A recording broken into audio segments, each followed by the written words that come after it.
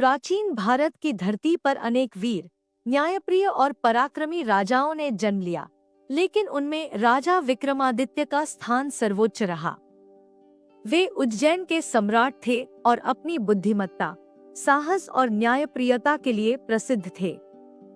उनकी कहानियां आज भी बेताल 25 और सिंहासन 32 जैसे ग्रंथों में जीवित है।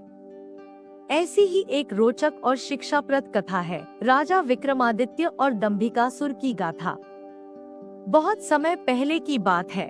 दक्षिण दिशा के पर्वतीय वन में एक असुर उत्पन्न हुआ, जिसका नाम था दंभिकासुर। यह असुर न केवल बलवान था, बल्कि अत्यंत अहंकारी और छलकपट में निपुण था।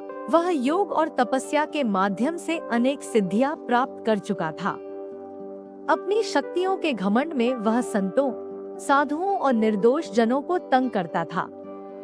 धीरे धीरे उसका आतंक समस्त आर्यावर्त में फैल गया। दंभिकासुर अपने को ईश्वर का अवतार कहकर पूजने को विवश करता। जो उसकी बात न मानता, उस पर वह तांडव करता। लोग भयभीत हो गए। कोई राजा उसे चुनौती नहीं दे सका। देवता भी उससे त्रस्त हो उठे और ब्रह्मा, विष्णु और महेश के पास जाकर सहायता की गुहार लगाई। देवताओं ने विचार किया कि कोई मनुष्य ही दंभिकासुर का वध कर सकता है, क्योंकि वह वरदान के प्रभाव से देव, दानव और राक्षसों के लिए अजेय था।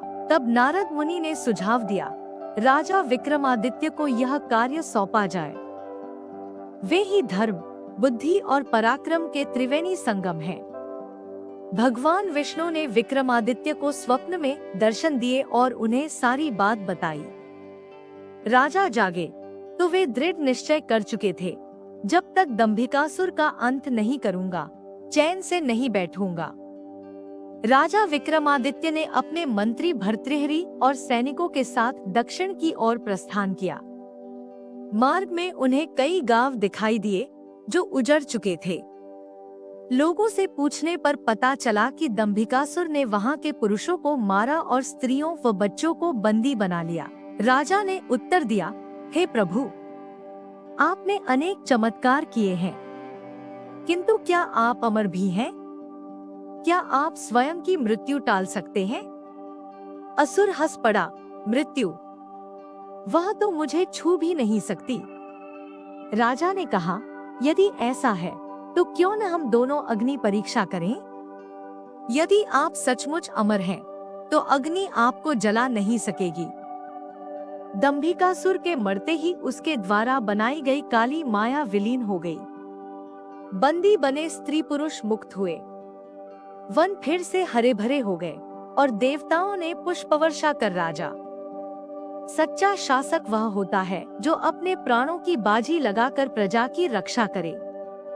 किसी के पास शक्ति हो तो उसे दंभ नहीं, बल्कि विनम्रता दिखानी चाहिए। राजा विक्रमादित्य का नाम इतिहास में अमर है, क्योंकि वे केवल एक योद्धा नहीं, एक धर्मात्मा भी थे। उनकी कथाएं हमें आज भी प्रेरणा देती हैं।